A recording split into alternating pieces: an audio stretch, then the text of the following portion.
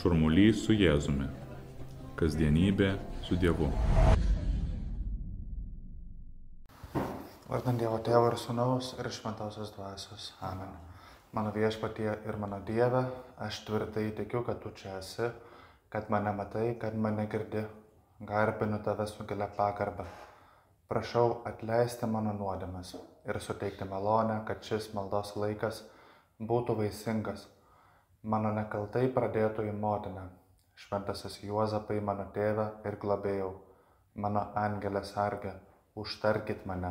Visi vedami šventosios dvasios yra Dievo vaikai, rašo šventasis Paulius laiške Romiečiams. Ir Jėzus, tu Viešpatie, kuris esi su mumis švenčiausiame sakramente, esi mums pavyzdys taip pat ir tuo, įmalmu šventai dvasiai. Esi Dievo sūnus, sekame tavimi ir norime ir mes taip pat būti vedami šventosios dvasios. Šiandienos Evangelijoje daug kalbama apie tą bendrystę tarp Jėzaus ir šventosios dvasios. Dvasios galybė Jėzus sugrįžo į Galilėją ir visame krašte pasklido apie jį garsas. Šventosios dvasios įkvėpimu, taip pat ir šventosios dvasios galia, tu Viešpatie vykdai savo misiją.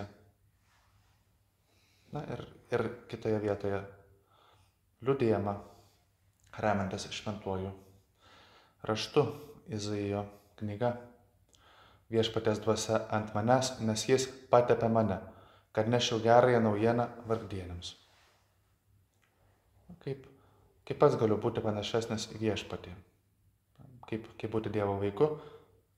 Ugdyti tikėjimą, viltį ir meilę, be abejo sekti Jėzumi, kuris yra mūsų pavyzdys, mūsų modelis, bet konkretus dalykas leistis vedamam šventosios dvasios, klausytis šventosios dvasios įkvėpimo, leistis jos vedamam.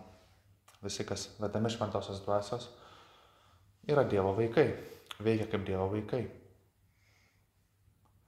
Tad šią meditaciją maldos laiką skirime tam, taip atverti savo širdis, protą, valią, atmintį šventosios dvasios veikimai. Kad būtent šventoji dvasia įkvėptų, skatintų, vestų ir taip vis labiau būsime Dievo vaikai, vis labiau kaip tokie mąstysime, elgsimės, veiksime. Toks akivaizdus dalykas, sakytume, išgirsti šventąją dvasią. Šventoji dvasia kalba. Tai būtina prielaida. Girdėtume, kažkas turi kalbėti. Šventoji dvasia kalba. Ir tikrai įkvepia. Įkvepia gerus pasiryžimus, meilės jausmus, ir būtent tas įkvepimus, ta šventoji dvasia, pats žodis reiškia, kaip kvepavimas, ne? Ir šventoji dvasia kalba, įkvėpdama, paskatindama. Šventasis raštas liudija, kad šventoji dvasia kalba tyloje, tai švelnios tylos balsas. Taip rašoma toj pirmoji Karalių knygoje, kur kalbama apie pranašą Izaijo viziją, kai jis atpažino Dievą būtent tam švelnios tylos balse, arba kartais rašoma švelniame vėjelyje. Nežinau, žemės drebėjime ar kitose gamtos stichijose. Toks įvaizdis, turbūt, ramybė, tvirtumas.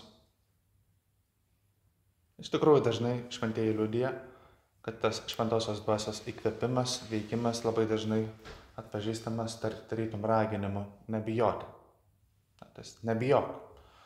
Labai dažnai taip Viešpatie tu kreipiesi į Evangelijoje, į tuos, kurie yra prie tavęs. Nebijok. Dievo vaikas iš tikrųjų neturi ko bijoti.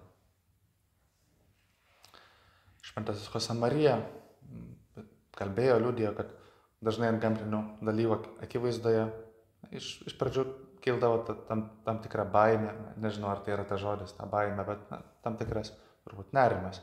Esu Dievo akivaizdoje, Dievas veikia, bet iškart ateidavo tas raginimas, įkvėpimas. Nebijok, būk tvirtas, drąsus. Net šventasis Antanas, tas vienas dykumų tėvų, netaip senai buvo jo šventė, į rankas pateko viena knyga apie jo gyvenimą.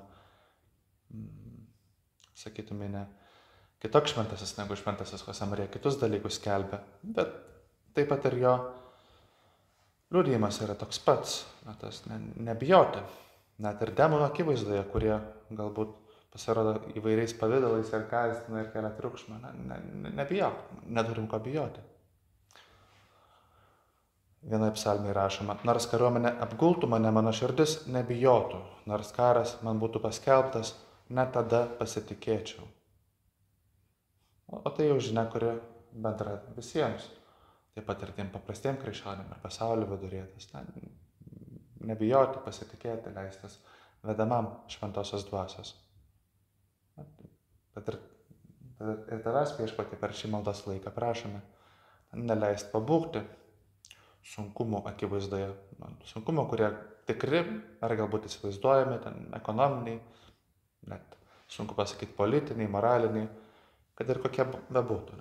Neleis pasitikėti, suteikta Dievo vaiko dvasia, Dievo vaikas neturi ko bijoti, neturi ko baimintis. Šventoji dvasia, regis, pasižymi, ir net ne tam tikrais žodžiais, pasižymi tonu. Šventoji dvasia veikia tyloje, veikia įkvėpimais.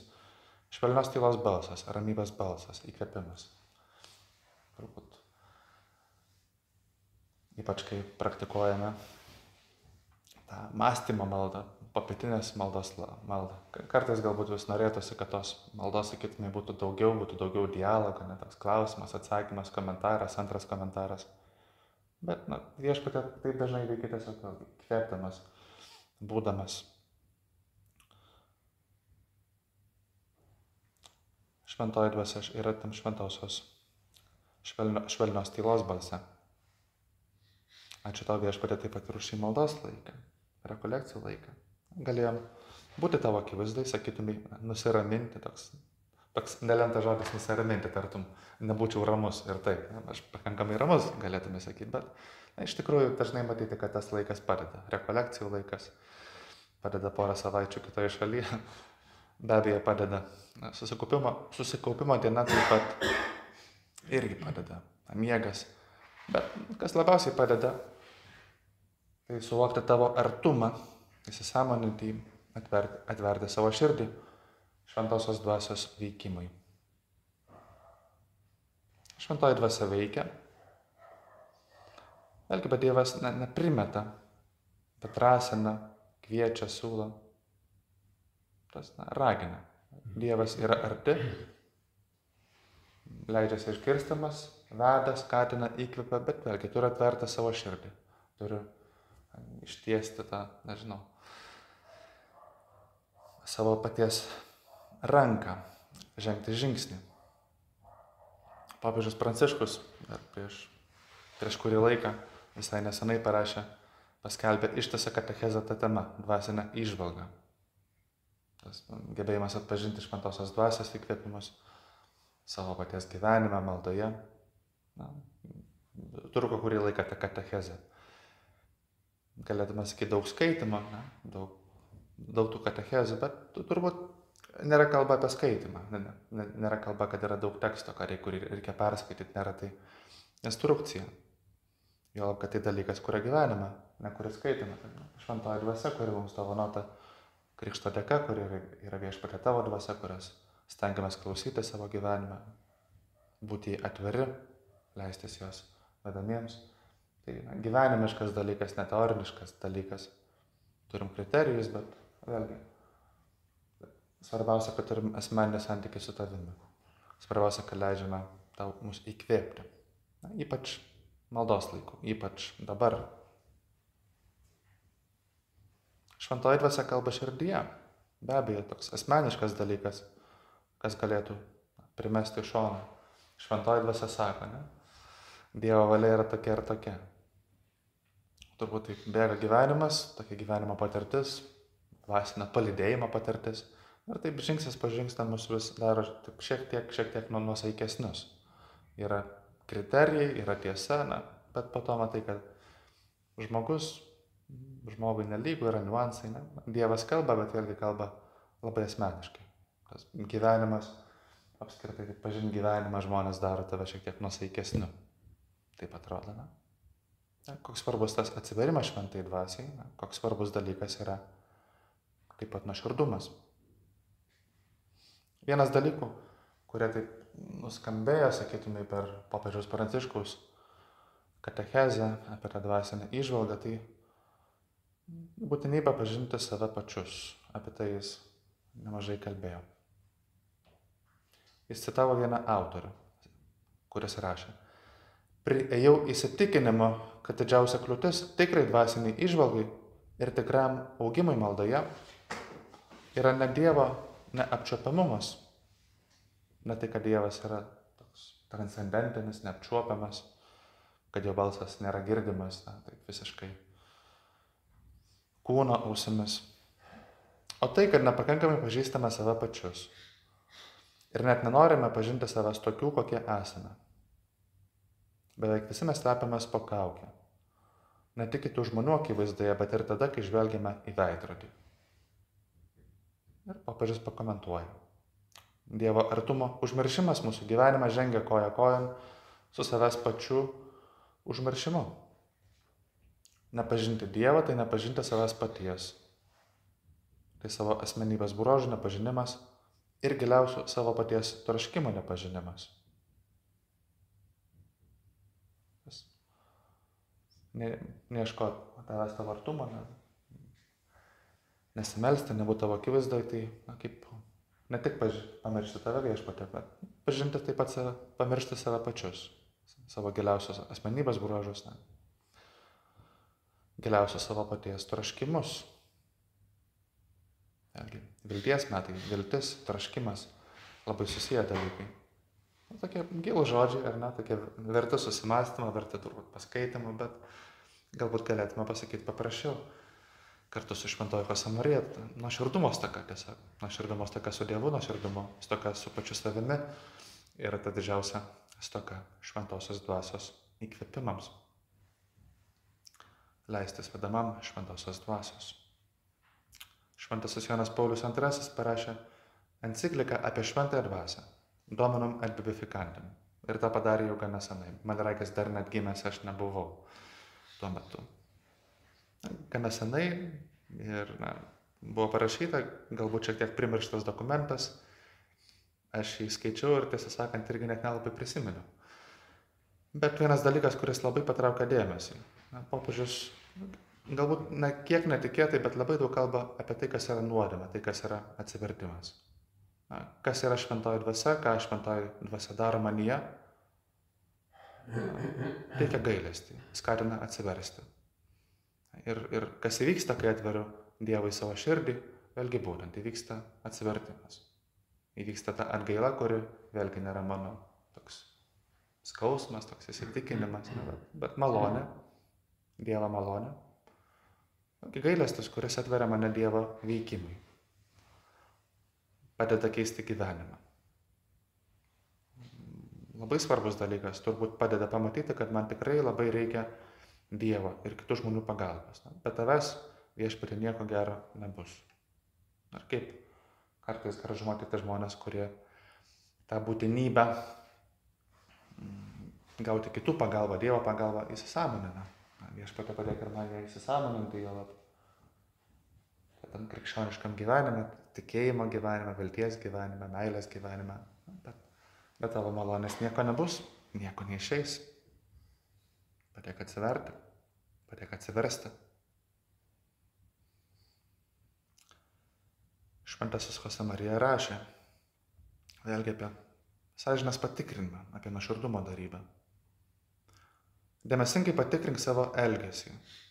Pamatysi, kad esi kupinas trūkumų, kurie kenkia tau ir tikriausiai aplinkiniams. Atmink, sūnau, kad mikrobai kenkia ne mažiau nei laukiniai žvėrys. Ir tu veisi šias klaidas, šios suklydimus, kaip veisiami mikrobai laboratorijoje. Savo nuolankumo stoka, maldos stoka, nepakankamo pareigos atlikimo, savęs pažinimo stoka. O paskui šie infekcijos židiniai užkrečia aplinką. Tau reikia gero kasdienio sąžinės patikrinimo, kuris paskatintų tave pasiryžti konkrečiai taisytis, nes tu iš tiesų pajusi gailestį dėl savo trūkumų, apsileidimų ir nuodėmių. Tai prašė šventasis Josemarija Kalvėje 481 punkte. Kalba labai ilgai, kalba apie sąžinės patikrinimą, duoda, sakytumai, gana išsame instrukciją patikrinti, pasižymėti, pasiryžti. Duoda paskatų augti nuoširdume. Mikrobas gali būti toks pats pavojingas kaip laukiniai žvėrys, sako. Ir tikrai taip. Bet ta pagrindinė paskata. Dėl to ir tam, kad veiktume iš meilės, kad turėtume meilės skausmą, kad atsiverčiau šventosios dvasios veikimui. Nes tu iš tiesų pajusi gailestį dėl savo trūkumo, apsileidimo ir nuodėmių. Padėk Viešpatie tikrai tai pajusti, sužadėk manyje tą atgailą, meilės skausmą, padėk neužsidaryti savyje, atsiverti tavo veikimui ir padėk pamatyti taip pat kad tame atsivertime esi tu. Kaip šventoji dvasia veikia, pasireiškia tavo šūksnių, nebijo. Ir tikrai dvelgia kaip tas švelnus tylos balsas, kaip ramybė. Taip pat ir tie dalykai, kurie galbūt ateina iš tokio vidinio suvokimo, galbūt vieną kitą kartą taip pat ir iš šono, kad neatrodytų kaip pernelyg kartus dalykas. Kad primčiau visą tai su tokiu pasitikėjimu, kad tai man tikrai padeda, kad tikrai mane gydo, nes daro panašesnį į tave, panašesnį į Kristų. Moko būti vis jautresnių šventosios dvasios įkvėpimams. Kur išgirstame šventąją dvasią, tų šaltinių turbūt yra labai daug. Kasdienis gyvenimas, malda, šventoji dvasia, kuri kalba maldoje. Turbūt labai dažnai ta šventoji dvasia kalba dalykuose, kurie yra labai paprasti, net patys paprasčiausi kasdieniai. Dievas arti mūsų. Tas Dievo artumas. Taip kartas nuo karto vis tenka kalbėti apie tam tikrus vertimo dalykus. Ir viena vertėja, užsiima vienos knygos vertimą, paklausė, kaip reikėtų išversti tą žodį prezencija, ne? Presence angliškai. Ir tikrai toks vienas atveju, kai tiesiog nėra to lietuviško žodžio. Dievo buvimas, bet nebuvimas apskritai. Ne? Ką reiškia ta prezencija? Dievo artumas. Turbūt guldyčiau gyvybę už tą Dievo artumą. Iš esmės norime pasakyti tai. Bet tu Viešpatie esi labai artimas. Leidėsi lengvai surandamas. Mes kartais to nepastebim. Visai nesenai brevijoriai buvo pasakojama apie to švento Antaną, vėlgi dykumų tėvo pašaukimo istoriją. Šventas Antanas, dykumų tėvas, tos vienuolių tėvas, ne visiškai turbūt susijęs su daugeliu žmonių, ne, su mumis, kurie meldžiamės čia, šioje koplyčioje dabar, bet toks pavyzdys, kurį turime. Ir pasakojame, buvo geras vaikinas, sakė, vaikščiojo į bažnyčią, stengiasi gerai elgtis. Nepraslinkus ne 6 mėnesiams po tėvų mirties, kaip įprastai jis keliavo į Viešpaties namus, širdies svarstydamas apie tai, kaip apaštalai viską palikę nusakė paskui išganytoją. Ir apie tuos, kurie, kaip rašoma apaštalų darbuose, išpardavę savo nuosavybę, nešė prie apaštalų kojų pinigus, kad šie būtų išdalyti skurstantiems. Taip pat apie didžią viltį, kuri tokiems žmonėms yra skirta danguje. Visą tai širdies svarstydamas, jis įžengė bažnyčion ir taip atsitiko, kad tuo metu buvo skaitoma Evangelija ir jis išgirdo Viešpatį anam turtuoliui pasakius: jei nori būti tobulas, eik, parduok, ką turi, išdalyk vargšams, tuomet ateik, sek paskui mane ir turėsi lobį danguje. Ir toliau tęsiamas pasakojimas, vėlgi toks labai panašus. Ir kiek vėliau užsukai į bažnyčią ir tąsyk vėl buvo skelbiama kiek kita Evangelija. Buvo sakoma, nesirūpinkite rytdieną. Nebegalėdamas tenai ilgiau užbūti, nesusiturėdamas, norėdamas veikti, jis išėjo ir atidavė likusią dalį silpniesiems. Ir po to pasakojimo. Taigi jis užsidirbdavo savo rankų darbą, nes buvo girdėjęs, kas nenori dirbti, tai nevalgo. Ir nuolat melsdavosi, nes vėlgi buvo girdėjęs, sakoma, kad reikia be paliovos melstis slaptoje. Ir taip toliau. Daug įkvėpimų, kurios, kaip pažymi pasakojimas, jis išgirdo bažnyčioje, skelbiant bažnyčioje. Daug kitų dalykų, sakytume, galima išgirsti. Ne? Jei tavo kūno narys skatina tave nusidėti. Ne? Visokių istorijų turbūt žmonės yra prisakę, prigalvoja. Ne? Galėtume sakyti, toks labai savitas pavyzdys. Ne mano pašaukimas išeiti dykumą, galbūt išparduoti, nežinau, savo telefoną, kompiuterį ir eiti kur nors. Ne mūsų išvados, galbūt ne ir įkvėpimai ne mums, bet ko gero, įkvėpimo kelias labai dažnai yra gana panašus. Šventoji dvasia kalba, to šventoji raštu, ypač per Evangeliją, kuri kalba taip aiškiai, konkrečiai. Tikrai turbūt gana dažnai Evangelija aiškesnė negu visi komentarai. Būtinybė atleisti, nelaikyti nuoskaudų, pasitikėti. Labai dažnai viešpatė kalba aiškiau negu tie, kuriems pavedi skelbti savo Evangeliją. Kalbi aiškiai, esi artimas. Šiandien brevijoris vėlgi primena Sacrosanctum Concilium, dokumentą apie liturgiją, Vatikano antrajame susirinkime žodžius. Jėzus yra savo žodyje, kaip pats kalba, kaip bažnyčios skaitoma šventasis raštas. Ir mes norime viešpatie išgirsti tavo žodžius, geriau tave pažinti, geriau tave pajusti, leisti įkvėpamiems šventai dvasiai. Šventoji Evangelija, kuri vėlgi kalba konkrečiai mums ir mūsų aplinkybėse. Tame pasakojame apie Šventą Antaną yra pora gražių detalių, man atrodo. Sakoma, šventasis išgirdo Evangeliją ir būtent bažnyčioje. Viena vertus jis išgirdo, ne. Ir be to vėlgi išgirdo bažnyčioje, ne tik, sakykime, prie savo darbo stalio, ėmės analizuoti, kaip su kokiu tai mėgintuvėliu, ar su ChatGPT, nežinau, prieiti prie logiškų išvadų, ką turėčiau daryti, kaip turėčiau elgtis. Ne? Kas, man regis, yra gilu ir svarbu. Šventoji dvasia įkvepia taip, kai išgirstame vieną vertus. Ir taip dažnai išgirstame net iš kitų žmonių, ne iš savęs paties. Mums turbūt paprastai patinka prieiti savo išvadų. Taip, duok medžiagą, paskaitysiu, pagalvosiu, pasidarysiu planą, įvertinsiu, prabalsuosiu, ir taip pats. Viską pats. Ir kartais sakoma, geriau jau suklysiu pats, negu leisiu kitam save suklaidinti. Bet, viešpatie, neleisk užkėtinti savo širdies. Į tą šventosios dvasios įkvėpimas ateina per bažnyčią, ateina per kitą žmogų, per artimą žmogų, šeimoje. Ar tai prašymas padėti.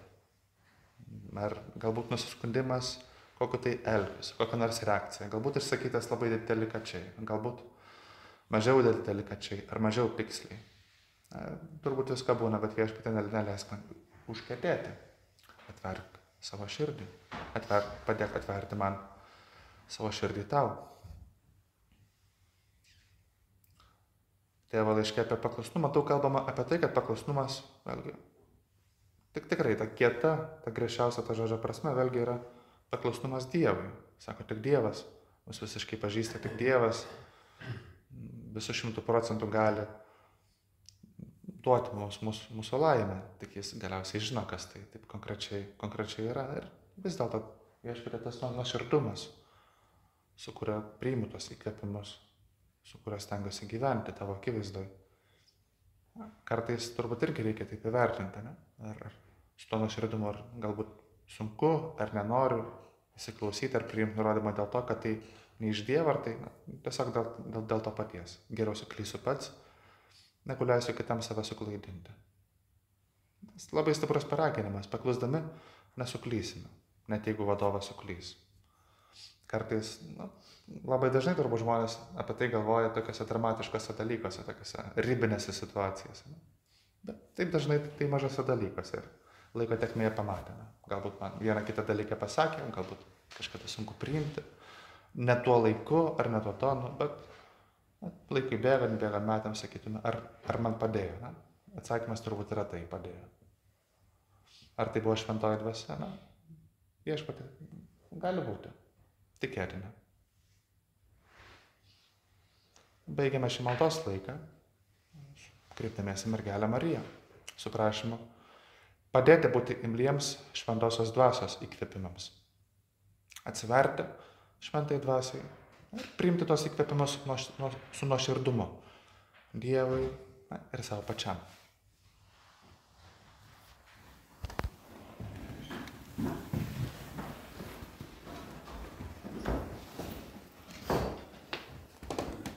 Dėkoju tau, mano Dieve, už gerus pasiryžimus, meilės jausmus ir įkvėpimus, kurias tu suteiki man šios maldos metu. Prašau tavo pagalbos juos įvykdyti. Mano nekaltai pradėtojai motina, šventasis Juozapai, mano tėve ir globėjau, mano angelė sargė, užtarkit mane.